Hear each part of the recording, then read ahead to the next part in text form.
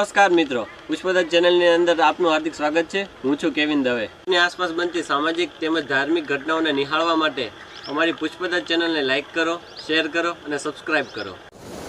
પાલિતાણા તાલુકાના હણોલ સિંચાઈ યોજના અંતર્ગત ડેમના 3 દરવાજા ખોલી 8183 MCFT પાણી છોડવામાં આવ્યું, જેથી ઉપરવાસમાં આવેલા ગામડાઓમાં આકોલાળી, લોચડા, સેંજળિયા, ખીજડીયા, મોકળકા, રંડોળા, ભુંડરખા, સગાપરા, પીપળી, ભાદાઓ સહિતના અનેક ગામોને પાણીનો લાભ પ્રાપ્ત થતાં આનંદની લાગણી અનુભવી।